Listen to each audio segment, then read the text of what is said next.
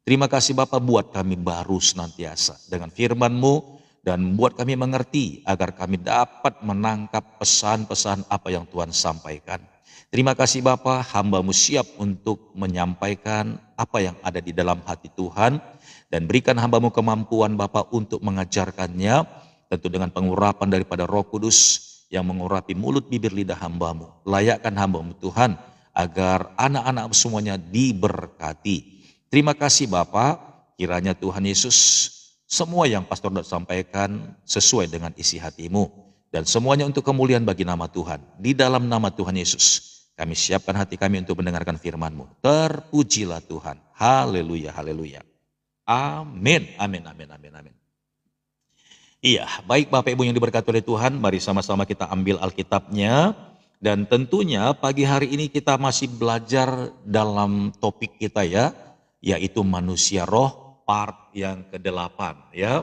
Ini sudah part yang ke-8, harusnya sudah part yang ke-10, tapi karena 2 hari kita tidak live ya, tapi masih berlanjut. Amin ya.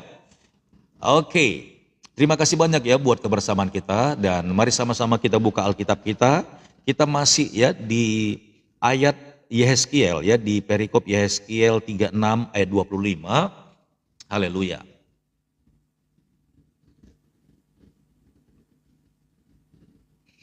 Yehezkiel 36 ayat 25. Hari ini kita bahas tentang berhala Bapak Ibu ya. Ini manusia ropat yang ke-8 ya. Opung Eliora Hutagaol ya. Oke, terima kasih banyak buat Pak Markus ya untuk bunga mawarnya. God bless you.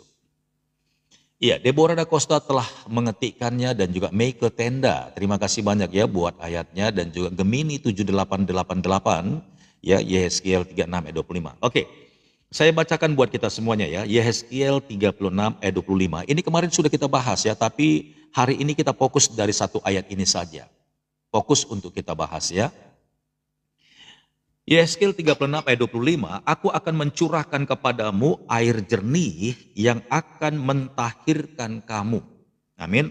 Jadi kata tahir, amin, itu dibersihkan, disucikan, dikuduskan, itu tahir ya. Dari yang kotor dijadikan bersih. Amin. Dari yang cemar dijadikannya kudus. Haleluya. Itu tahir ya. Nah, aku akan mencurahkan kepadamu air jernih. Kata air jernih, ini air melambangkan firman. Air ini juga melambangkan pengurapan, ya, melambangkan kuasa Roh Kudus. Haleluya. Aku akan mencurahkan kepadamu air jernih yang akan mentahirkan kamu dari segala kenajisanmu. Dan dari semua berhala-berhalamu, aku akan mentahirkan kamu. Nah, kemarin kita sudah belajar Bapak Ibu bahwa berhala-berhala ini kemarin kita sudah bahas dari sisi rohnya. Amin. Contoh misalnya berhala-berhala ada yang disebut benda, ada yang disebut dengan berhala di dalam hati kita, ya, tak terlihat. Artinya ada berhala yang terlihat, ada berhala yang tidak terlihat. Berhala yang tidak terlihat itu yaitu sakit hati, marah, ya, dendam, iri hati, kepahitan, itu berhala Bapak Ibu. Berhala kekejian. Amin, sudah kita bahas itu. Nah, tapi ini kita bahas dulu berhala yang kelihatan Bapak Ibu. Ya, ini juga kita harus hati-hati. Tapi tanpa kita sadari, amin, kita terlibat di dalamnya. Kok bisa pastor? Bisa Bapak Ibu. Ya, kita lihat di sini dikatakan ya, dari segala kenajisanmu dan dari semua berhala-berhalamu, aku akan mentahirkan kamu. Nah, ternyata Bapak Ibu di dalam kehidupan kita tanpa kita sadari, amin, iblis itu menyelinap Bapak Ibu, masuk ke dalam rumah kita. Mungkin kita secara berhala yang tak terlihat itu, yaitu sakit hati, kecewa, sudah kita berjuang ya untuk melepaskannya, untuk melupakannya. Tetapi dari berhala yang terlihat, ternyata kita ada Bapak Ibu. Ada. Ya. Kita nggak sadar di mana pastor. Nanti kita lihat ya. Jadi iblis itu licik Bapak Ibu, sangat licik dia. Ya, dia bisa menyelinap di dalam setiap kehidupan manusia, ya, baik secara perasaan atau juga dari alam nyata.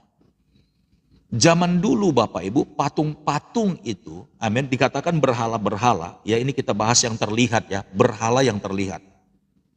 Patung-patung itu salah satu berhala yang diciptakan oleh manusia untuk disembah. Amin, untuk disembah. Dan ternyata iblis bekerja di balik ini. Amin. Iblis bekerja di balik ini sehingga waktu itu orang-orang jadi menuhankan patung, Bapak Ibu. Ya. Tentunya orang yang membuat patung-patung ini adalah orang-orang spesialnya dari kuasa kegelapan. Tidak semua orang sembarangan bisa bikin patung.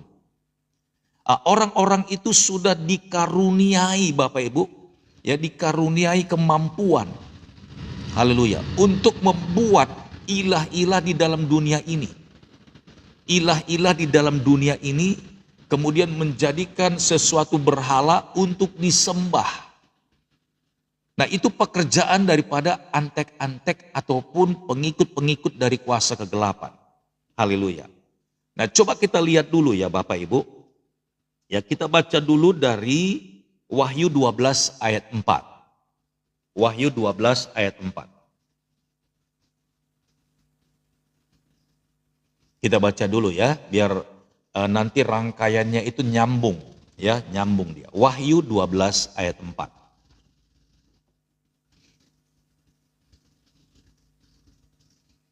Oke, ya sudah diketikkan di sini, Inang Dormauli sudah ketik, Deborah juga Ibu Sri Haryatun ya, Wahyu 12 4. Saya bacakan buat kita semuanya. Dan ekornya menyeret sepertiga dari bintang-bintang di langit dan melemparkannya ke atas bumi, dan naga itu berdiri di hadapan perempuan yang hendak melahirkan itu untuk menelan anaknya segera sesudah perempuan itu melahirkannya. Ya, ini sebenarnya nubuatan tentang kelahiran Tuhan Yesus Bapak Ibu, yang akan waktu itu mengalami pembunuhan ya, massal bagi anak-anak kecil. Nah, ular naga ini melambangkan penguasa dunia. Tapi ini juga, amin, menceritakan tentang sesuatu di alam roh. Ketika si penguasa kegelapan itu, alias Lucifer itu Bapak Ibu, ya, si penguasa kegelapan itu, ketika dia dikeluarkan dari surga, dia sempat menyeret sepertiga Bapak Ibu. Sepertiga bintang-bintang itu termasuk juga adalah orang-orang yang ada di surga itu ikut dia. Ya, sepertiga kata bintang-bintang itu termasuk ya, kalau untuk di dalam dunia itu berbicara tentang anak-anak Tuhan. Di akhir zaman ini pun sepertiga, ya ingat ya waktu kita belajar tentang tabernakel, ya tabernakel itu kan 3 ruangan dia, 3 ruangan, 1 halaman, 2 ruang kudus, 3 ruang maha kudus. 3 ruangan itu dari 1 rangkaian, yang di bawah itu termasuk sepertiga Bapak Ibu. Halaman itu diserahkan kepada antikris. Jadi ini sebenarnya pesan profetik, ya. Jadi kata sepertiga, kalau Bapak Ibu baca nanti itu banyak sepertiga itu untuk apa saja. Nah, termasuk di tabernakel itu, halaman itu ya, di kitab Wahyu pasal 11 ayat yang 1 dan 2, bahwa halaman itu akan diserahkan kepada antikris. Itu kita sudah belajar ya. Tetapi ketika kita membayangkan ketika iblis dilemparkan ke dunia paling bawah, dia sempat menarik juga sepertiga bintang-bintang di langit. Jadi banyak malaikat-malaikat waktu itu pro sama dia, dan itu dibawa ke dalam dunia ini. Jadi itulah malaikat itulah yang bekerja di dalam dunia ini Bapak Ibu, yang akan menyesatkan banyak anak-anak Tuhan dan ingin menghancurkan semua ciptaan Tuhan. Haleluya. Jadi malaikat-malaikat itu malaikat-malaikat cerdas semua Bapak Ibu, yang masuk ke dalam pikiran manusia. Ya, jadi lihat ya, dan ekornya menyeret sepertiga dari bintang-bintang di langit dan melemparkannya ke atas bumi. Nah, ketika dilemparkan ke atas bumi, itu sebabnya iblis itu tidak satu Bapak Ibu, sekalipun memang pemimpinnya satu. Makanya Alkitab berkata, ya, Peperangan kita bukan melawan darah dan daging, tapi melawan apa? Penghulu-penghulu, penguasa-penguasa, ya kan? Banyak sekali Bapak Ibu di atas ini. Dan kita harus hati-hati. Oke. Nah, yang kita bahas adalah berhala, yaitu yang kelihatan. Dari Wahyu ini kita belajar ya. Jadi bagaimana malaikat-malaikat itu dengan kecerdasannya dia mengajari orang-orang Bapak. Itu malaikat gelap namanya ya, malaikat gelap. Jadi dulu malaikat itu malaikat terang semuanya, setelah dilemparkan ke dalam dunia, ke bumi ini Bapak Ibu. Haleluya, mereka itu bukan lagi menjadi malaikat terang. Mereka itu sudah satu kawanan dengan penguasa-penguasa kegelapan itu. Haleluya. Kita lihat ya, dari Yehezkiel tadi, aku akan mencurahkan kepadamu air jernih yang akan mentahirkan kamu dari segala kenajisanmu, dan dari semua berhala-berhalamu aku akan mentahirkan kamu. Nah, kalau di zaman dahulu Bapak Ibu memang manusia membuat patung-patung bagi dirinya. Haleluya. Ingat ya, saya sudah katakan tadi, orang yang mendesain patung, amin, atau benda-benda sejenisnya untuk disembah, itu bukan orang sembarangan. Itu orang-orang yang sudah, amin, dipenuhi dengan yang namanya roh kegelapan itu. Haleluya. Ingat ya, saya ulang ya, ini pengajaran. Ya, jadi berhala-berhala itu tidak sembarangan dibuat oleh manusia biasa. Berhala-berhala itu dibuat oleh orang-orang tertentu yang sudah, ya, istilahnya roh jahat itu menyelinap di dalam pikirannya. Roh jahat kuasa kegelapan itu sudah ada di dalamnya. Dan manusia inilah dipakai oleh roh-roh jahat itu untuk menjebak anak-anak Tuhan, ya, agar menjadi pengikut mereka. Jadi sepertiga bintang di langit, amin, itu berbicara tentang malaikat-malaikat yang disesatkan oleh Lucifer, dan juga berbicara tentang sepertiga dari anak-anak Tuhan akan, amin, mengikuti kuasa kegelapan di akhir zaman ini. Dengan ekor naga itu dia menyeret sepertiga, amin, bintang-bintang di langit. Kata bintang-bintang di langit itu adalah orang-orang yang bersinar. Anak-anak Tuhan yang tadinya itu diberkati, yang tadinya itu cemerlang hidupnya, yang tadinya itu ya melayani Tuhan, juga terseret jatuh Bapak Ibu. Ya, mereka tidak menyadari. Mungkin kalau kita tanya, kamu penyembah patung? Tidak, tapi ternyata mereka terlibat di dalamnya. Dan mereka menjadi pengikut. Haleluya. Bagaimana caranya Pastor Daud? Yuk kita lihat ya.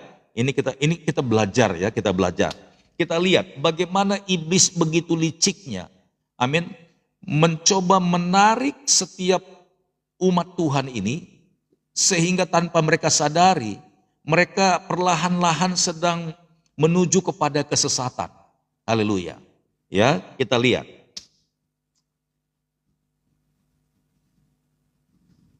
Ulangan 4 ayat 15 sampai 31. Ulangan 4 ayat 15 sampai 31.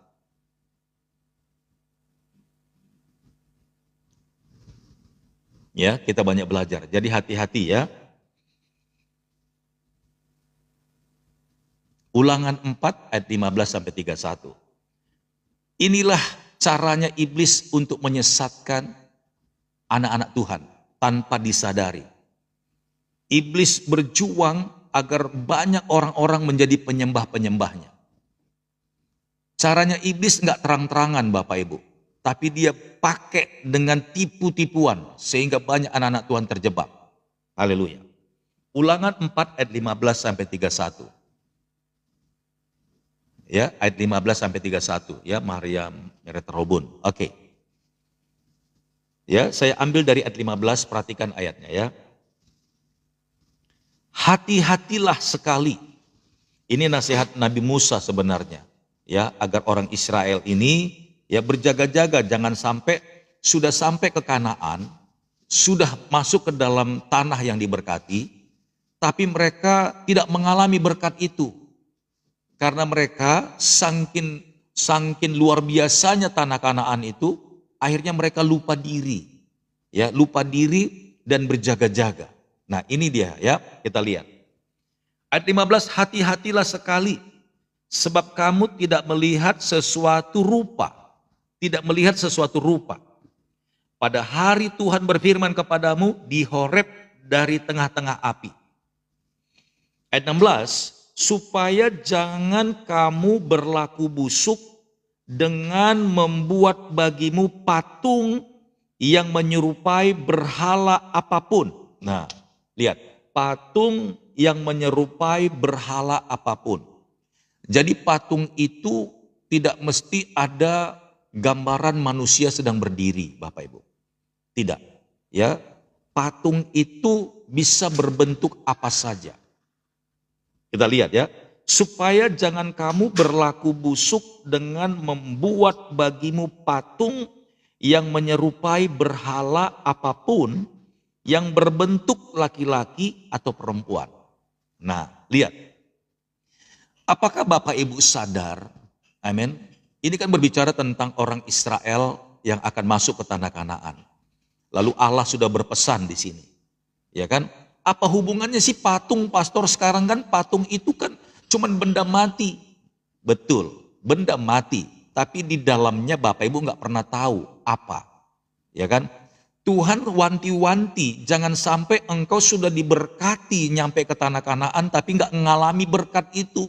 Karena di dalam kehidupanmu, rumah tanggamu berantakan. Di dalam kesehatanmu kacau balau. Percuma tanah Kanaan kau injak. Percuma makanan dan minuman, buah-buahan semuanya kelimpahan di tanah Kanaan ada di dalam rumahmu. Tapi kehidupanmu gak damai sejahtera. Tuhan mau bilang seperti itu Bapak Ibu. Nah, kalau kita tarik ke zaman sekarang, ada banyak orang mengalami masalah dalam rumah tangganya, amin. Bukan karena adanya orang ketiga yang mengganggu. Bukan karena adanya roh-roh jahat yang secara nyata, amin. Bukan karena dia pergi ke tempat-tempat, ke gua-gua atau ke gunung-gunung. Tapi ternyata antek-anteknya setan itu sudah masuk di rumah. Dengan cara apa? Dengan patung-patung ini Bapak Ibu. Haleluya. Amin. Itulah liciknya iblis. Kita nggak mau nyembah dia. Amin. Kita tidak datang ke tempat-tempat berhala-berhala yang dibuat oleh orang-orang di sana. Amin. Tapi rupanya dia perlahan-lahan masuk ke rumah kita. Dan tanpa kita sadari kita sedang menyembah dia. Bagaimana ceritanya pastor? Yes, kita bedah di sini. Amin. Tanpa kita sadari kita jadi pengikutnya dia. Tanpa kita sadari kita jadi penyembahnya dia. Kenapa? Karena ada antek-anteknya dia di situ tanpa kita sadari. Lihat ya, dari ayat 15, hati-hatilah sekali, sebab kamu tidak melihat sesuatu rupa. Amin. Tidak kelihatan karena dia itu dalam dimensi roh. Pada hari Tuhan berfirman kepadamu di Horeb dari tengah-tengah api, supaya jangan kamu berlaku busuk dengan membuat bagimu patung yang menyerupai berhala apapun, yang berbentuk laki-laki atau perempuan. Amin. Yang berbentuk binatang yang di bumi atau berbentuk burung bersayap yang terbang di udara. Atau berbentuk binatang yang merayap di muka bumi. Yang binatang merayap itu seperti kalajengking, ular gitu ya. Atau kodok. Nah lihat nih ya. Yang berbentuk binatang yang di bumi atau berbentuk burung bersayap yang terbang di udara. Atau berbentuk binatang yang merayap di bumi. Atau berbentuk ikan yang ada di dalam air bawah bumi. Dan juga supaya jangan engkau mengarahkan matamu ke langit. Sehingga apabila engkau melihat matahari, bulan dan bintang, segenap tentara langit, engkau disesatkan untuk sujud, menyembah dan beribadah kepada sekaliannya itu. Yang justru diberikan Tuhan Allahmu kepada segala bangsa di seluruh kolong langit sebagai bagian mereka. Artinya Bapak Ibu, ketika malaikat ya penghulu kegelapan itu menyeret sepertiga, amin, bintang-bintang di langit itu, malaikat-malaikat Tuhan itu, mereka mengambil alih, amin, mengambil alih semua jadi pos-posnya mereka, termasuk bulan, termasuk matahari. Kenapa ada dewa matahari? Bapak Ibu tahu kenapa ada dewa matahari? Haleluya. Memang matahari itu ciptaan Tuhan. Dari sisi lain matahari itu melambangkan kemuliaan Tuhan, betul. Tapi ketika iblis itu dilemparkan ke bumi yang paling bawah, itu semua dunia ini sama cakrawalanya itu diambil, direbut sama iblis. Matahari milik dia. Amin. Bulan milik dia. Makanya lihat, saya mau bilang Bapak Ibu, di alam roh ini, itu matahari juga itu ada penguasanya. Itu disebut dewa matahari. Apa Bapak Ibu kira dewa matahari itu asal-asal sebut? Kemudian dewi bulan. Bulan ada dewinya. Sehingga bulan itu disembah orang Bapak Ibu. Haleluya. Amin. Dijadikan sebuah penyembahan kuasa kegelapan. Ritual. Haleluya. Kehadiran bulan itu bulan purnama katanya. Amin. Itu bukan sekedar lelucon, bukan sekedar wejangan. Bulan purnama, amin. Bulan-bulan penuh. Kenapa dulunya kalau menurut nenek moyang itu banyak yang keluar dari tempat-tempat yang gelap. Haleluya. Jadi ternyata dari kitab Ulangan ini dijelaskan itu semuanya sudah diserahkan sama Tuhan. Amin. Kepada manusia-manusia yang sebenarnya tidak hidup dalam kebenaran. Tapi bagi kita dikatakan jangan ikut menyembah mereka. Jangan ikut menyembah mereka. Terlebih lagi patung-patung itu Bapak Ibu. Ya, dari ayat 19 saya baca. Dan juga supaya jangan engkau mengarahkan matamu ke langit. Sehingga apabila engkau melihat matahari, bulan dan bintang segenap tentara langit. Segenap tentara langit engkau disesatkan untuk sujud menyembah dan beribadah kepada sekaliannya itu. Haleluya. Amin. Jadi di langit ini pun ada dua loh Bapak Ibu. Satu tentara surga, satu tentara langit dalam kegelapan. Dan mereka, amin, secara diam-diam mencoba untuk menjerat setiap manusia, khususnya anak-anak Tuhan. Kita sudah belajar waktu itu ya, the spirit of Moab ya, spirit of Moab dan segala-galanya itu termasuk dalam cerita ini Bapak Ibu. Haleluya. Nah mungkin kita sebagai anak Tuhan tidak mungkin menyembah matahari, tidak juga mungkin menyembah bulan, bahkan dewa-dewa Bapak Ibu di langit ini seperti yang diyakini oleh ya keyakinan lain. Ternyata Alkitab ini sudah menuliskan memang itu ada, itu penguasa kegelapan Bapak Ibu. Itu penguasa kegelapan. Nah, di alam roh kita nggak lihat, tapi mereka manifestasikan lewat mana? Lewat patung, Bapak Ibu.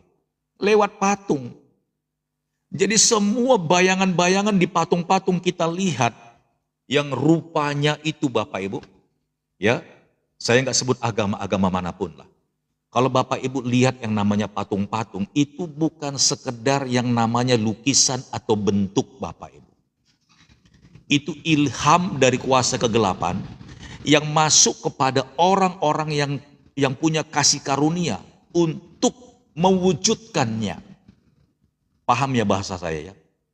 Jadi roh-roh jahat itu masuk kepada seseorang yang punya bakat, amin, haleluya, lalu mewujudkannya. Itu bukan sekedar jadi patung biasa, itu gambaran roh dari kuasa kegelapan itu Bapak Ibu. Makanya terang banget di sini. Hanya orang yang masuk dalam dimensi roh yang bisa menjelaskan ini Bapak Ibu.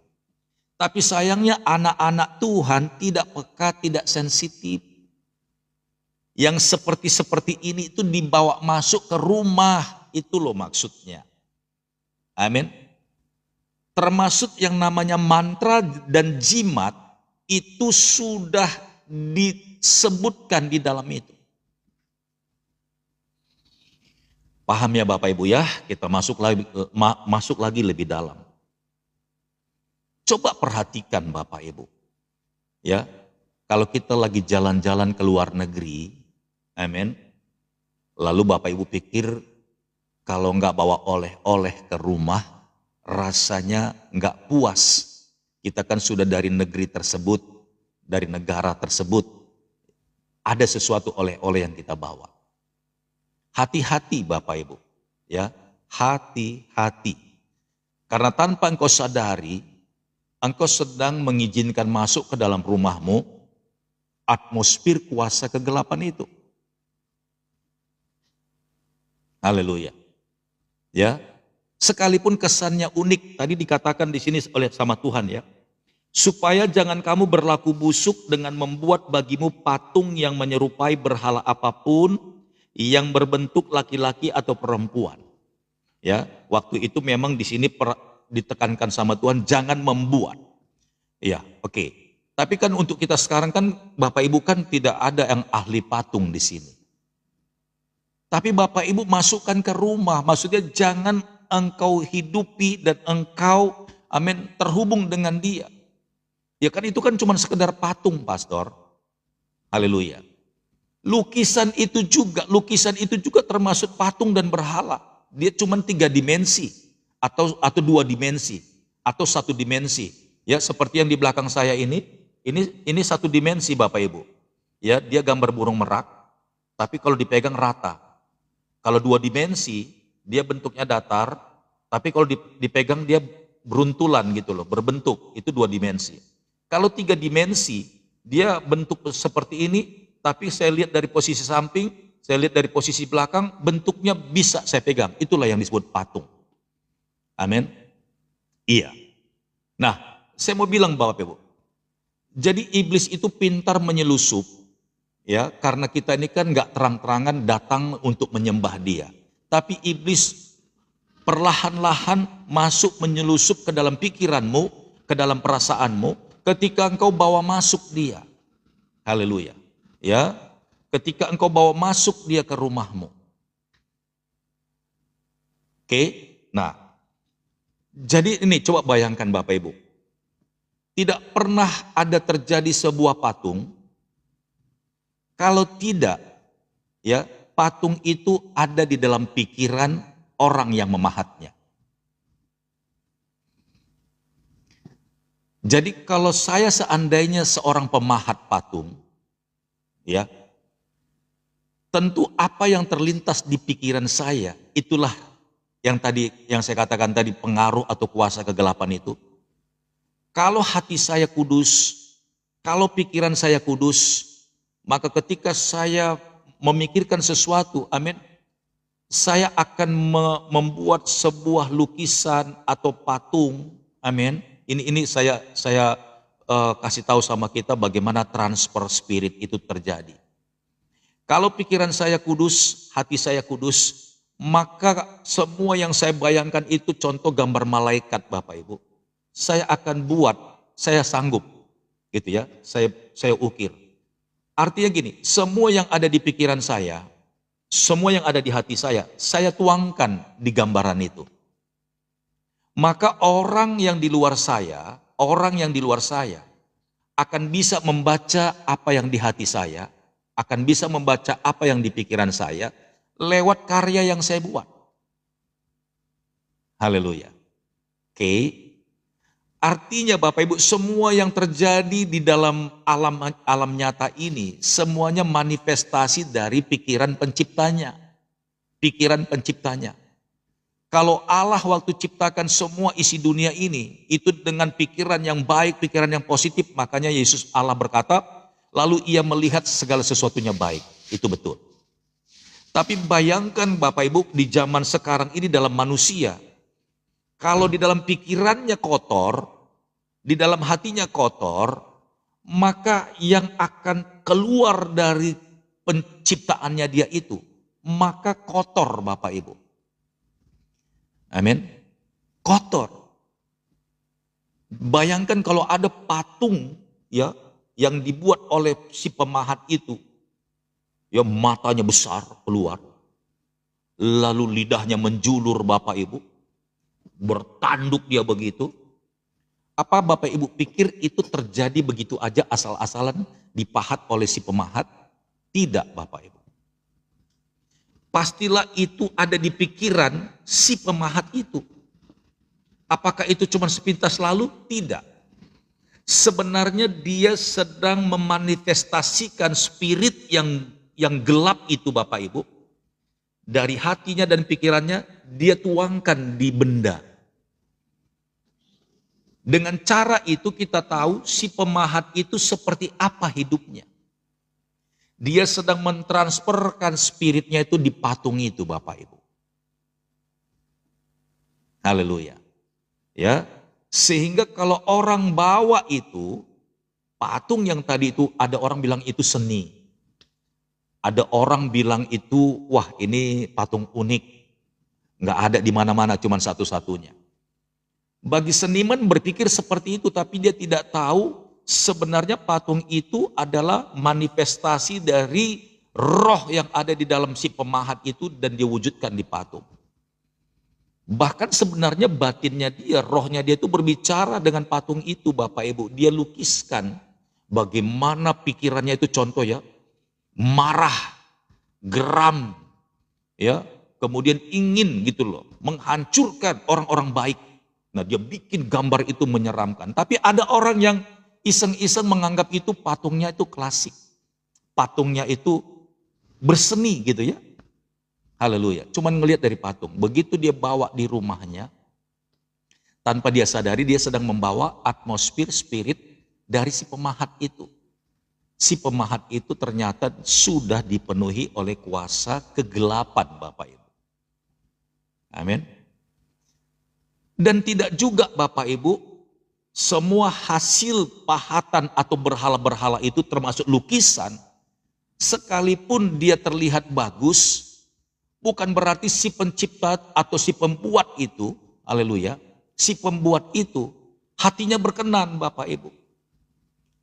Dan saya mau bilang sebenarnya si pemahat itu sedang mentransferkan spiritnya kepada orang-orang banyak dengan karya tangannya, Bapak Ibu.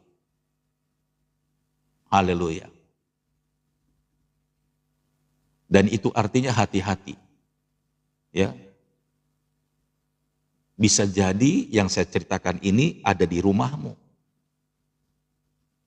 Bapak Ibu nggak pernah merasa kenapa ya rumahku panas. Dulunya nggak begitu. Haleluya. Ternyata setelah Bapak Ibu ingat-ingat semenjak masuknya barang ini ke rumahku, haleluya, semenjak barang ini masuk ke rumahku, rumahku hawanya panas. Haleluya. Termasuk Bapak Ibu, Gucci, kelihatan bagus, kilat Bapak Ibu. Tapi apakah Bapak Ibu sadar, amin, ketika si pembuat itu sedang mentransferkan rohnya, bisa jadi roh ular itu tadi, ada lukisannya di situ Bapak Ibu. Bapak Ibu anggap cuma hanya lukisan biasa ular dua begitu. Amin. Haleluya. Bapak Ibu pikir itu cuma hanya lukisan biasa. Ayat ini bilang Bapak Ibu. Amin. Iblis itu pintar licik, dia nggak terang-terangan untuk menarik kita menyembah dia. Ingat ya sekali lagi, iblis itu licik, tidak terang-terangan untuk menarik kita untuk menyembah dia. Tapi dia pakai dengan cara apapun Bapak Ibu. Amin. Dia pakai cara apapun untuk menipu kita agar kita menjadi orang-orang yang termasuk ikut di dalam proyek mereka. Salah satunya lewat benda-benda dia punya. Haleluya. Salah satunya lewat benda-benda yang ada di rumahmu itu miliknya dia. Ketika itu ada di rumahmu, apa Bapak Ibu kita terlepas? Haleluya. Tuhan gak suka dengan itu. Makanya Tuhan bilang, aku gak mau engkau lakukan itu di rumahmu. Jangan perbuat itu. Tuhan bukannya kehilangan kemuliaan ketika kita bikin patung itu lalu Tuhan gak ada yang sembah. Tuhan tetap Tuhan Bapak Ibu. Dia tetap Allah. Sekalipun manusia gak ada yang mau sembah dia lagi, batu pun bisa Tuhan bikin untuk sembah dia. Ingat Bapak Ibu, Tuhan bukan keberatan ketika tidak ada lagi orang sembah dia. Tidak. Tuhan keberatan ketika patung-patung itu masuk di dalam rumahmu, engkau jadi pengikut setan Bapak Ibu. Engkau jadi penyembah berhala di situ. Engkau jadi pengikut penguasa kegelapan tanpa engkau sadari. Mungkin kau bilang, aku rajin ke gereja pastor, betul. Aku rajin pelayanan pastor, betul. Tapi ketika ada benda itu di rumahmu, engkau termasuk bagian dari pengikut dia. Haleluya. Engkau didata oleh dalam sistem atmosfer itu di rumahmu ada benda itu jadi satelitnya dia Bapak Ibu, itu jadi satelitnya dia.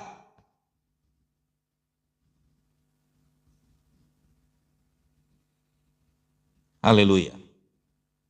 Amin. Sama seperti lukisan ya, ada lukisan perempuan ya. Ini kan orang kan paling klasik. Ada juga kalau perempuan suka lukisan laki-laki. Ya, memang kelihatan tampan dan cantik di lukisan itu, tapi apakah Bapak Ibu tahu si pembuat itu sedang lagi dipenuhi dengan roh najis, roh zina. Lihat, antek-antek setan itu masuk di orang-orang yang punya karunia. Haleluya. Yang punya karunia. Lalu dia lukiskan ada gambar perempuan. Cantik Bapak Ibu. Tapi siapa yang tahu lukisan itu memunculkan aura najis dan zina Bapak Ibu. Karena yang menuliskan itu sedang menceritakan aku lagi, amin, kasmaran. Aku lagi, amin, gila-gila gitu loh. Dengan yang namanya zina. Dia lukiskan perempuan itu. Hati-hati Bapak Ibu. Ada orang gak ngerti di balik itu. Karena ngelihat, cakep tuh lukisan perempuannya. Eksotik. Kalau saya taruh di ruang tengah, keren. Haleluya. Apalagi saya taruh di ruang kamar. Hadap-hadapan dengan tempat tidur dengan bantal kepala ngadap ke tembok. Bisa lihat-lihat itu sebelum tidur. Haleluya. Mulai masuk benda itu Bapak Ibu. Dibuatnya nggak tenang pokoknya. Dibuatnya nggak tenang. Haleluya. Ya ini Pastor Daud harus sampaikan di sini. Itu sebenarnya transfer spirit Bapak Ibu. Amin. Kita mungkin nggak datang ketemu sama orang itu. Nggak datang ketemu sama orang itu. Tapi ketika kita beli lukisannya, orang itu terconnecting dengan kita. Sama kan seperti kalau ada seorang yang lagi jatuh cinta, dia tuliskan kata-katanya yang begitu indah di zaman Pastor Daud dulu ketika aku lagi remaja. Amin. Saya ketika suka dengan seseorang lah ya, namanya cinta monyet. Ya mainannya kan cuma surat kan, nggak berani ngomong, mulut aja terkatup kalau lihat orang itu. Paling lewat surat, titip ke teman, sampaikan dong gitu ya. Haleluya. Kan begitu kan dulu, tulis di surat itu ya kan pokoknya bahasa perasaan hatiku. Haleluya. Nah orang yang memang benar-benar kena dengan tulisan itu memang benar sasarannya tepat, dia juga suka Bapak Ibu. Pasti melihat surat itu langsung dengan kata-katanya saya itu mulai membayangkan dia. Ya kan, aku kangen banget sama kamu. Seandainya kita bisa duduk berdua main gitar contohnya begitu ya. Haleluya. Itu bisa langsung lamunan itu bisa kemana-mana itu yang bacanya. Ketika saya tuliskan surat itu transfer spirit Bapak Ibu. Sekalipun lewat tulisan saya menceritakan perasaan saya menceritakan pikiran saya, amin. Yang lagi galau berat saat itu. Ya, saya nggak bisa ketemu dan berbicara dengan orang yang saya cintai itu. Saya tuliskan di surat Bapak Ibu. Amin. Ketika dibacakan oleh orang yang saya tuju, dia bisa mengerti, merasakan seperti apa yang aku rasakan. Haleluya. Itu transfer spirit Bapak Ibu. Begitu juga Alkitab yang kita baca ini ketika dituliskan oleh rasul-rasul, ketika dituliskan oleh Nabi Musa, ketika dituliskan oleh Raja Daud, itu pun transfer spirit Bapak Ibu. Semua orang-orang yang menuliskan amin kitab ini yang telah dikanonisasi, haleluya, yang telah dipersatukan ini, itu orang-orang yang on dengan spirit, dengan Roh Kudus, dengan Roh Allah. Makanya ketika kita baca Alkitab ini, kita ikut Bapak Ibu ke transfer spiritnya. Haleluya. Amin. Kita ikut, kita mengalami lawatan itu. Bagaimana ketika rasul-rasul menuliskan amin, Injil itu, ilham daripada Roh Kudus. Amin, lihat, ilham daripada Roh Kudus, dia tuliskan, lalu dia bacakan ke orang-orang. Orang-orang yang membaca ini sampai sekarang ini pun bisa merasakan seperti yang dirasakan oleh zaman rasul-rasul zaman dulu. Begitu juga iblis Bapak Ibu. Dia nggak berupa kitab tapi dia berupa lukisan. Dia nggak berupa kitab tapi berupa patung. Dia nggak berupa kitab tapi hiasan. Dia nggak berupa kitab tapi banyak pajangan-pajangan di rumahmu Bapak Ibu. Haleluya. Engkau tidak sadari. Hati-hati. Amin. Makanya kita kalau mau beli sesuatu itu tanya sama Tuhan. Atau paling tidak berjaga-jaga. Kalau engkau beli sesuatu taruh di rumahmu. Kalau tiba-tiba terjadi sesuatu. Amin. Kok setelah aku beli ini kok nggak nyaman? Buang Bapak Ibu, buang. Serius, buang. Haleluya. Amin. Ini transfer spirit Bapak Ibu. Banyak anak-anak Tuhan akhirnya mengalami kekacauan ya. Terlalu banyak rumahnya itu penuh dengan pernak-pernik. Allah, Pastor Daud ini bisa aja. Mana ada begitu? Iya, coba rasakan. Kan ini firman Tuhan tadi bilang di sini ya. Lihat ya. Kita baca terus deh, kita baca terus ya, biar enak nih. Haleluya. Ayat 18 ya. Kita baca dulu. Atau berbentuk binatang yang merayap di muka bumi, atau berbentuk ikan yang ada di dalam air di bawah bumi. Dan juga supaya jangan engkau mengarahkan matamu ke langit, sehingga apabila engkau melihat matahari, bulan dan bintang, segenap tentara langit engkau disesatkan untuk sujud, menyembah dan beribadah kepada sekaliannya itu, yang justru diberikan Tuhan Allahmu kepada segala bangsa-bangsa di seluruh kolong langit sebagai bagian mereka. Tapi bukan untuk anak-anak Tuhan ya, bukan untuk orang-orang yang percaya kepada Allah yang hidup. Ayat yang ke-20, sedangkan Tuhan telah mengambil kamu dan membawa kamu keluar dari dapur peleburan besi dari Mesir untuk menjadi umat miliknya sendiri, seperti yang terjadi sekarang ini. Ayat 21, tetapi Tuhan menjadi murka terhadap aku, ini berbicara kepada Musa, oleh karena kamu, dan ia bersumpah bahwa aku tidak akan menyeberang ke sungai Yordan dan tidak akan masuk ke dalam negeri yang baik yang diberikan Tuhan Allahmu kepada menjadi milik pusakamu. Sebab aku akan mati di negeri ini dan tidak akan menyeberang sungai Yordan, tetapi kamu akan menyeberanginya dan menduduki negeri yang baik itu. Hati-hatilah supaya jangan kamu melupakan perjanjian Tuhan Allahmu yang telah diikatnya dengan kamu dan membuat bagimu patung yang menyerupai apapun yang oleh Tuhan Allahmu dilarang kau perbuat. Sebab Tuhan Allahmu adalah api yang menghanguskan, Allah yang cemburu.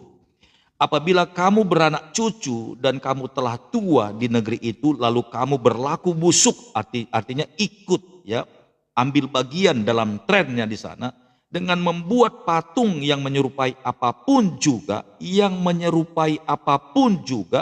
dan melakukan apa yang jahat di mata Tuhan Allahmu, sehingga kamu menimbulkan sakit hatinya. Ayat 26, maka aku memanggil langit dan bumi menjadi saksi terhadap kamu pada hari ini, bahwa pastilah kamu habis binasa dengan segera dari negeri kemana kamu menyeberangi sungai Yordan untuk mendudukinya. Tidak akan lanjut umurmu di sana, tetapi pastilah kamu punah. Tuhan akan menyerahkan kamu di antara bangsa-bangsa, dan hanya dengan jumlah yang sedikit, lihat, dan hanya dengan jumlah yang sedikit kamu akan tinggal di antara bangsa-bangsa, kemana Tuhan akan menyingkirkan kamu. Haleluya. Ya. Jadi Bapak Ibu, dengan adanya benda itu, amin, patung atau apapun itu, amin, itu membuat kehidupanmu itu bukan tambah terberkati sekalipun sudah ada di tanah Kanaan, tapi engkau mengalami, mulai dari situ engkau mulai ya mengalami gersang, panas, ribut, haleluya. Tidak kekurangan masalah materi, tapi rumah tangga hancur, ya kita tidak tahu. Amin, jatuh terus dalam dosa, keterikatan terus, lama-lama tersingkir Bapak Ibu. Tersingkir. Amin. Dulunya diberkati, sekarang menjadi kere. Dikatakan di sini Tuhan akan menyerahkan kamu di antara bangsa-bangsa, dan hanya dengan jumlah yang sedikit kamu akan tinggal di antara bangsa-bangsa, kemana Tuhan akan menyingkirkan kamu. Maka di sana kamu akan beribadah kepada Allah kecil, buatan tangan manusia, dari kayu dan batu, yang tidak dapat melihat, tidak dapat mendengar, tidak dapat makan, dan tidak dapat mencium. Ayat 9, dan baru di sana engkau mencari Tuhan Allahmu dan menemukannya asal engkau menanyakan Dia dengan segenap hatimu dan dengan segenap jiwamu. Apabila engkau dalam keadaan terdesak dan segala hal ini menimpa engkau di kemudian hari, maka engkau akan kembali kepada Tuhan Allahmu dan mendengarkan suaranya. Ayat 31, sebab Tuhan Allahmu adalah Allah penyayang, Ia tidak akan meninggalkan atau memusnahkan engkau, dan Ia tidak akan melupakan perjanjian yang diikrarkannya dengan sumpah kepada nenek moyangmu. Haleluya. Nah, Bapak Ibu ini berkati oleh Tuhan, kadangkala ya ini kan berbicara berkat ya. Amin. Banyak anak-anak Tuhan tidak menyadari ketika dia sudah ada di dalam posisi berkat. Amin. Haleluya. Perkenanan Tuhan, tanah Kanaan itu terjadi dalam hidupnya. Di sana dia lupa, Bapak Ibu. Amin. Di sana dia lupa. Begitu dia diberkati, mulai berpikir. Dulunya ketika dia hidup sederhana, amin, dia tidak pernah berpikir ada banyak pernak-pernik di rumahnya. Karena apa? Yang penting dalam konsepnya, yang penting aku bisa makan aja, puji Tuhan. Bisa tidur aja, haleluya. Dan ternyata ketika Tuhan balikkan sesaat ketika banyak anak-anak Tuhan sudah menikmati tanah Kanaan. Mulailah di situ, amin, banyak sekali yang tidak perlu jadi perlu. Amin, yang tidak perlu jadi perlu. Untuk apa, buat apa Bapak Ibu? Patung-patung seperti Gucci lah, amin. Kayak patung-patung hewan lah, ada patung burung merak lah di sana ini ya. Ini. Ada kan yang patung-patung buatan manusia itu Bapak Ibu. Haleluya. Amin. Ada patung ular naga lah, banyak sekali. Dengan alasan estetik Bapak Ibu, dengan alasan cantik sesuai dengan ruangannya. Dulunya waktu rumahnya kecil ya, masih apa adanya, tidak kepikiran untuk yang begitu. Tapi justru ketika sudah masuk tanah Kanaan Bapak Ibu, hal seperti itu dimasukkan. Tanpa kita sadari kita sudah ikut menjadi penyembah-penyembah berhala Bapak Ibu. Haleluya. Ya, sudah menjadi ikut penyembah berhala. Nah, itu yang saya katakan, kita tidak pernah menyadari, amin. Kalau kita lihat seperti itu, kesannya itu seperti baik, tapi siapa yang menciptakannya?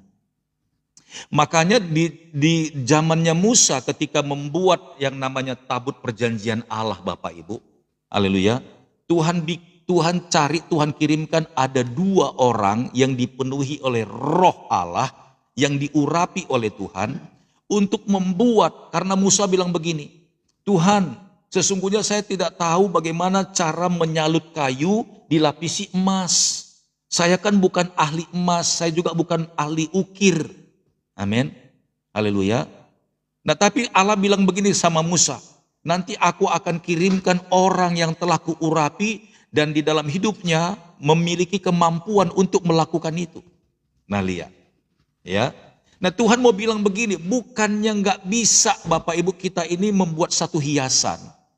Tapi lihat siapa yang membuatnya, itu maksudnya.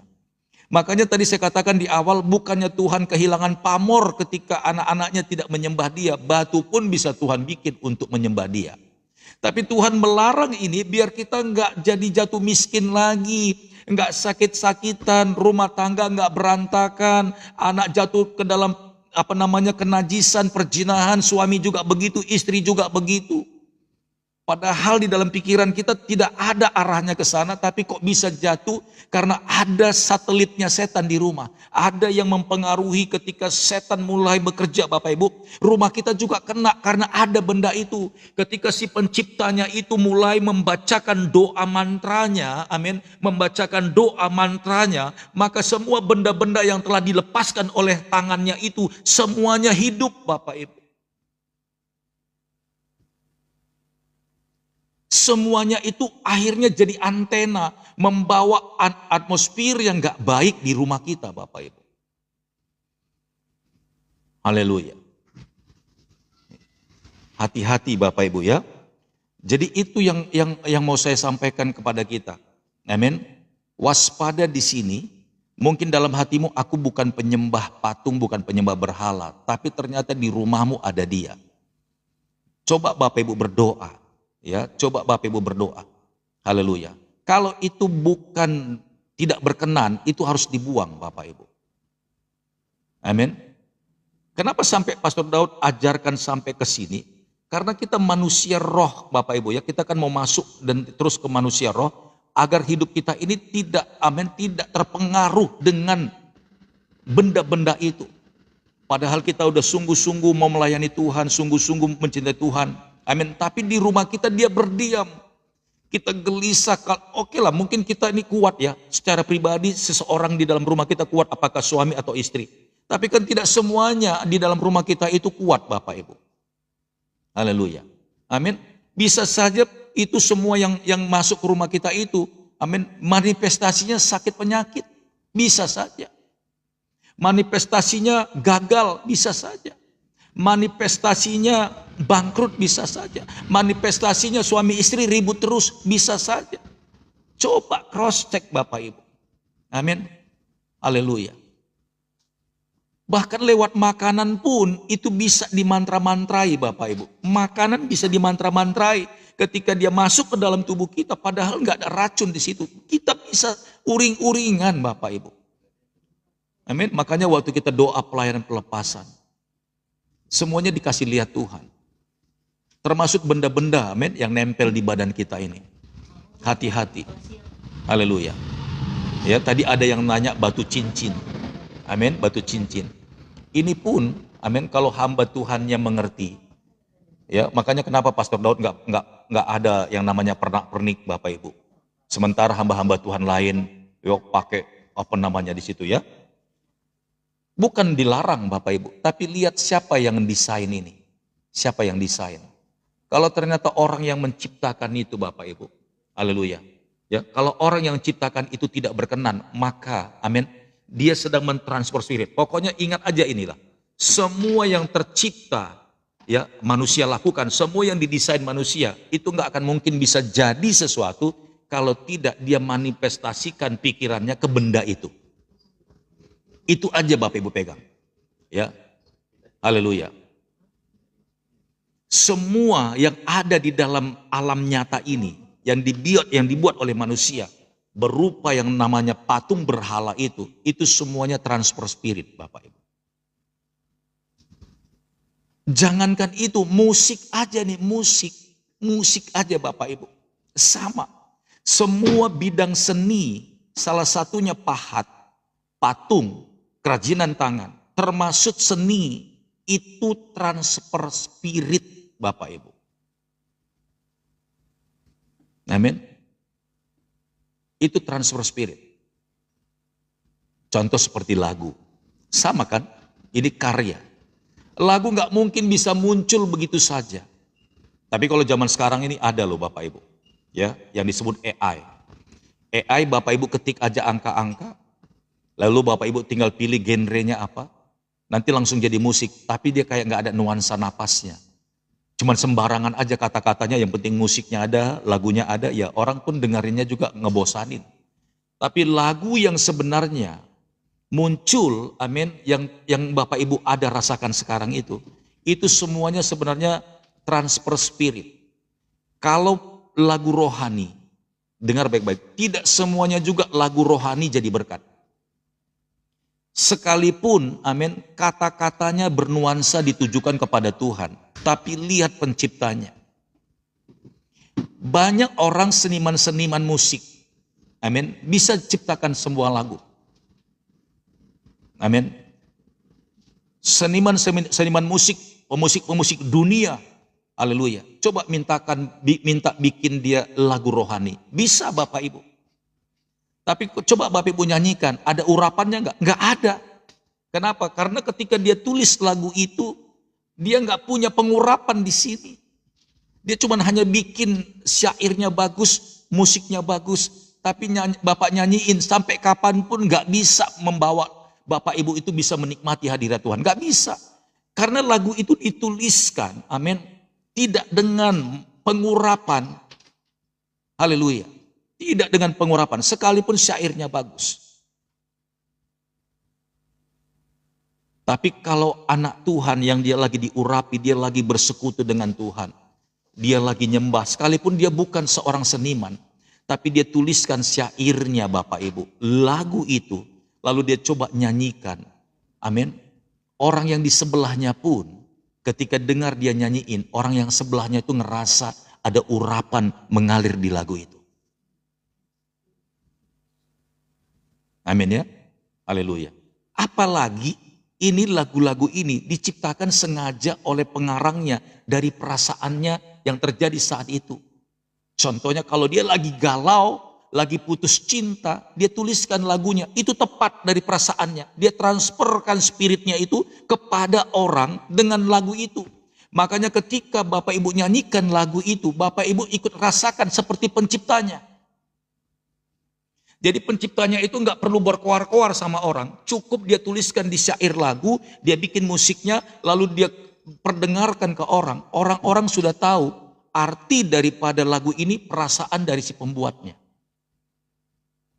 Bayangkan Bapak Ibu, kalau lagu itu dibuat oleh seorang yang benar-benar lagi jatuh bangun dalam rumah tangga. Amin. Dia ceritakan, dia lampiaskan di lagu itu, dia transfer spiritkan di lagu itu, lalu Bapak Ibu nyanyikan lagu itu. Kira-kira jadi berkat enggak? Haleluya. Amin. Makanya kan ada lagu begini Bapak Ibu. Ya lagu dunia nih. Ya. Lagunya pulangkan saja aku pada ibuku atau ayahku, gelas-gelas kaca bunyikan suara, siapakah aku ini? Wah repot Bapak Ibu. Amin. Bapak Ibu tahu lagu itu isinya apa? Bapak Ibu tahu lagunya isinya apa? Coba, yang nyanyikan lagu itu, haleluya, yang nyanyikan lagu itu, kira-kira gimana kondisinya? Bapak Ibu tahu yang nyanyikan lagu itu? Sesuai dengan lagunya. Perceraian kan? Begitu nyanyiin lagu itu, orbit terkenal kejadian di dalam rumah tangganya. Orang jadi nekat kan, kayak didoktrin dia kan. Pulangkan saja aku pada ibuku atau ayahku. Kejadian Bapak Ibu. Coba deh nyanyiin itu sering-sering. Kalau enggak Bapak Ibu diajak untuk mengalami kehancuran rumah tangga. Haleluya. Amin. Itu transfer spirit. Sama juga ada penyanyi-penyanyi zaman dulu itu ya. Kalau Bapak Ibu dengar lagu Memory Sweet, Love Song itu. Itu dia ciptakan itu dari perasaannya yang lagi kasmaran Bapak Ibu. Lagi kasmaran, lagi merindukan yang namanya sentuhan seorang perempuan. Dia ciptakan lagu itu. Tapi coba lihat. Amin. Begitu lagu itu diputarkan sekarang. Wow, itu langsung orang yang mendengar itu kayak hanyut dalam suasana lagi jatuh cinta. Amin. Opa-opa pun bisa melayang dia Bapak Ibu. Melayang dia kepingin Bapak Ibu, amin, mengulang masa lalunya. Padahal sudah opa-opa, makanya banyak opa-opa salah tingkah Bapak Ibu. Mulai cari yang namanya anak-anak remaja Bapak Ibu. Kenapa? Karena pikirannya sudah dibius. Caranya iblis untuk menghancurkan anak-anak Tuhan, amin. Dengan menitipkan pesan-pesan tersembunyi itu yang Tuhan bilang, jangan sampai ada di rumahmu. Haleluya. Yes. Ya, kalau kita sudah benar-benar menjadi anak-anak Tuhan, lagu-lagu nostalgia zaman dulu itu pun sapu bersih Bapak Ibu. Amin. Ternyata di balik itu spirit roh itu bekerja. Bapak Ibu putar lagu nostalgia Sweet Love, amin. Padahal Bapak Ibu sudah oke. Begitu Bapak Ibu putar lagu itu, haleluya. Dia menguasai alam pikiranmu, perasaanmu. Baby blue, wis, haleluya. Ya. Nah, Bapak Ibu, Pastor Daud sampaikan ini kepada kita semuanya biar kita berjaga-jaga. Amin. Memang secara alam nyata kita tidak menyembah patung itu secara terlihat sebagai ibadah. Tapi tanpa kita sadari kita undang mereka masuk ke rumah kita. Amin. Dan itu miliknya si penguasa gelap itu. Mantra-mantra itu sudah dibacakan di situ. Transfer spirit kita tidak tahu Bapak Ibu. Si penciptanya itu sengaja. Amin. Haleluya. Banyak di rumah kita. Barang-barang itu yang kita pikir sebuah kewajaran ternyata sudah disisipkan sama yang namanya kuasa kegelapan. Segala sesuatu yang dikultuskan manusia. Amin. Yang dianggap penting, apalagi berbau leluhur, itu juga Bapak Ibu sebagai antena daripada segala kuasa kegelapan.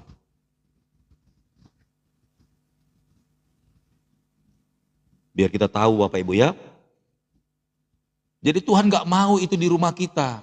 Tuhan mau biar kita itu hidup diberkati, tenang, damai sejahtera, amin, dalam keadaan pemeliharaan Tuhan. Tidak ada kesempatan buka celah sedikit pun bagi kuasa kegelapan. Caranya dia seperti itu.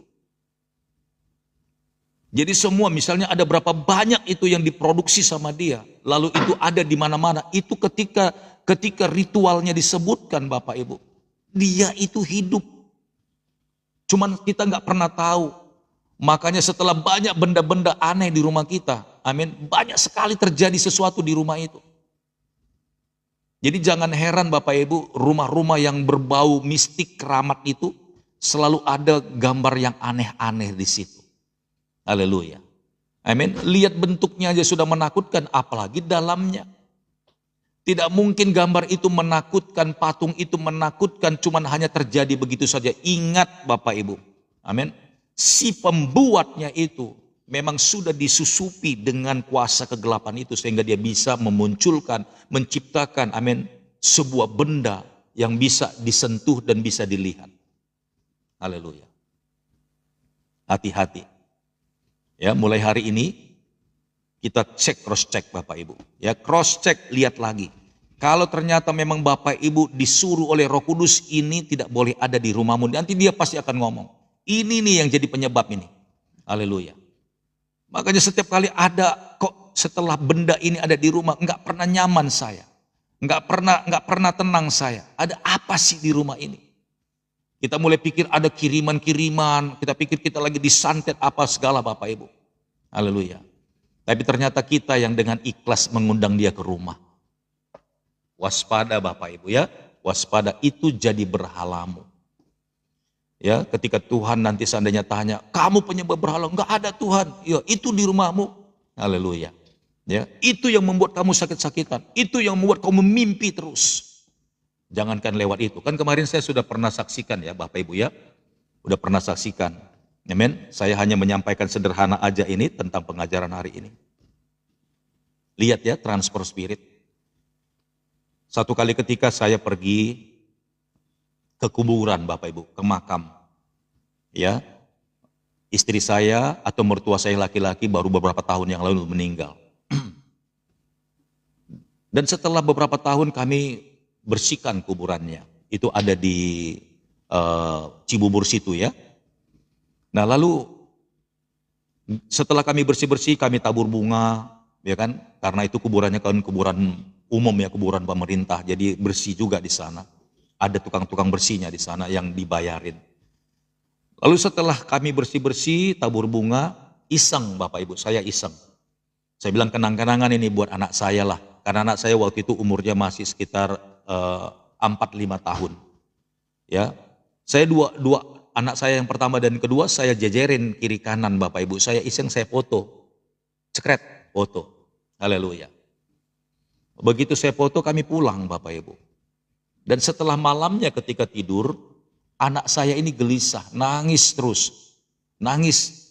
Saya pegang kepalanya nggak demam, pegang lehernya nggak anget. Tapi dia kok nangis terus. Ya, sampai saya sama istri saya mau bawa dia ke bidan, karena bidan ada dekat rumah saya waktu itu di depan, itu ada bidan. Tapi saya bilang jangan dulu, ini aneh ini gitu ya. Saya doa sama Tuhan, Tuhan ini kenapa anak-anak saya bisa begini?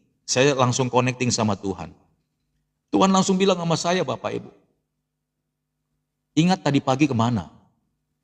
Saya bilang tadi pagi, ya kami ke kuburan Tuhan. Ngapain di sana? Saya langsung flashback, nyampe kuburan, lakukan ini, dan ini. Lalu Roh Kudus kasih tahu sama saya, iya ada foto tadi Tuhan. Nah itu. Nah ternyata foto itu sekalipun masih ada di dalam ponsel Bapak Ibu, ketika saya foto itu di kuburan itu, ternyata penguasa kegelapan itu masuk di media itu Bapak Ibu. Kalau saya cerita seperti ini orang nggak yakin, orang nggak percaya, tapi saya udah ngalaminya. Saya udah dibawa Tuhan ke dalam fase itu dan saya tahu, makanya saya berani ceritakan hal ini biar kita jaga-jaga Bapak Ibu. Ketika saya foto Bapak Ibu anak saya 2 orang itu, sampai ke rumah malamnya mereka gelisah tidur. Ternyata ada roh yang kebawa di dalam rumah saya lewat media ponsel itu, foto tadi itu. Ketika saya doa sama Tuhan, nah itu Roh Kudus kasih tahu, langsung saya hapus Bapak Ibu. Padahal fotonya bagus. Dan itu gak akan mungkin terulang lagi kalau ini jadi dokumen kalau mereka udah besar. Tuhan bilang gak berkenan. Gak berkenan, hapus. Daripada anak-anakmu menangis dan lama-lama bisa sakit. Gak kena virus, gak kena racun, gak kena apa-apa gitu loh. Tapi dia nangis gelisah. Coba bayangkan kalau berulang-ulang tiap hari dan saya biarkan itu di handphone saya. Saya pergi ke dokter gak ketemu penyakitnya. Diperiksa dokter gak apa-apa Pak, demam gak juga. Tapi kok nangis terus sampai rumah nangis, keluar diam. Sampai ke rumah nangis, pulang ke diam. Haleluya. Begitu saya hapus dalam nama Tuhan Yesus, tes hapus. Beberapa file, tes hapus. Haleluya. Ternyata diam Bapak Ibu. Anak saya bisa tidur tenang sampai besok pagi. Besoknya tenang lagi. Besoknya tenang lagi. Dalam nama Tuhan Yesus. Amin. Kalau kita nggak mengerti dimensi roh sampai di sini, kita berbahaya Bapak Ibu, berbahaya. Iblis bisa pakai, amin. Bahkan kalung Bapak Ibu yang berbentuk salib juga, itu juga dipakai sama kuasa kegelapan sekarang. Jangan karena bermimpi Bapak Ibu berkesan dia gambar salib, lalu Bapak Ibu pikir itu kudus. Kuasa kegelapan masuk juga di dalam dunia seni. Itu sudah dibaca-bacain lalu Bapak Ibu kalungkan. Saya pernah doakan orang Kupang Bapak Ibu. Haleluya. Ternyata salib itu dikasih oleh seseorang waktu dia ikut pelatihan security di Citerup. Setelah itu dia jadi bulan-bulanan. Ketika saya doakan gak mau lepas-lepas. Lalu Roh Kudus bilang suruh lepas itu kalung. Begitu dilepas dalam nama Yesus, lepas. Begitu saya doakan begitu dia langsung rebah Bapak Ibu. Saya bilang jangan pakai lagi itu. Sampai ke situ pun Tuhan periksa kita itu. Amin. Bukan nggak boleh pakai kalung, nggak boleh pakai kalung salib. Tapi lihat siapa yang menciptakannya, siapa yang bikin. Haleluya. Jadi kalau kita sudah hidup dalam kekudusan, dalam kebenaran Bapak Ibu, maka terhubunglah dengan orang-orang yang benar, orang yang kudus. Cari anak-anak Tuhan. Haleluya. Amin. Karena iblis ini pakai semua dimensi Bapak Ibu. Dimensi. Haleluya. Dia pakai semua dimensi bagaimana caranya biar anak-anak Tuhan itu terjerat Bapak Ibu. Terjerat. Haleluya. Semua udah dimantra-mantrain. Benda-benda yang mereka punya, amin, itu semuanya sudah jadi jaringan mereka. Kalau kita nggak benar-benar teliti menghadirkan segala sesuatu di rumah kita Bapak Ibu. Haleluya. Kita yang akan terjerat. Haleluya. Kalau kita mau bikin ya lambang-lambang salib itu, cross check Bapak Ibu, cross check. Bisa kok. Amin, bisa kita tahu. Makanya kalau misalnya ada renovasi gereja, amin, renovasi gereja, lebih berkenan lagi Bapak Ibu, yang membangunnya itu adalah tangan-tangan yang kudus. Amin, cari orang yang benar-benar anak Tuhan yang bisa membangun itu. Makanya dari anak-anak Tuhan juga dikaruniai Tuhan pengurapan untuk menciptakan sesuatu. Membuat sesuatu, termasuk baju yang Bapak Ibu pakai. Cari anak Tuhan yang bisa jahit bajumu, amin. Karena ketika dia sedang menjahit baju itu, haleluya, dia bernyanyi memuji Tuhan, amin. Dia kerjakan dengan baik. Dan ketika Bapak Ibu pakai, Bapak Ibu itu aman, damai. Haleluya. Amin. Ketimbang Bapak Ibu desain baju Bapak Ibu, tapi orang yang bikin bajumu itu nggak jelas bagaimana jiwanya, pikirannya. Dia hebat bikinnya Bapak Ibu. Tapi ketika Bapak Ibu pakai nggak nyaman. Sampai ke situ pun Tuhan koreksi dari perikop ini. Tuhan koreksi. Agar hidup kita ini terpelihara. Agar hidup kita ini benar-benar terberkati dalam segala hal. Hati-hati Bapak Ibu ya. Haleluya. Semoga dan kiranya pengajaran ini mencelikan mata kita. Oke, nanti kita lanjut lagi di berikutnya. Dan Bapak Ibu semuanya berkenan dan diberkati Tuhan. Mulai hari ini coba berdoakan, Tuhan, apakah pengajaran yang Pastor Dok sampaikan hari ini juga ada di rumahku? Haleluya. Amin. Barang-barang keramat, barang-barang tumpas, barang-barang yang gak berkenan, geser keluar. Haleluya. Geser keluar. Amin. Itu membuat hawa panas dalam rumah kita. Tuhan Yesus memberkati. Seperti gelombang di tengah lautan, bergulung-gulung sampai ke tepian. Demikianlah berkat-berkat Tuhan yang dicurahkan kepada anak-anaknya, amin, yang melakukan perintahnya. Seperti ombak di tepian pantai yang bergulung-gulung sampai ke tepian dan tidak berkesudahan. Demikianlah berkat-berkat Tuhan yang dicurahkan bagi mereka yang melakukan firman-Nya. Sampai jumpa di live berikutnya. Tuhan Yesus memberkati kita semuanya. Amin.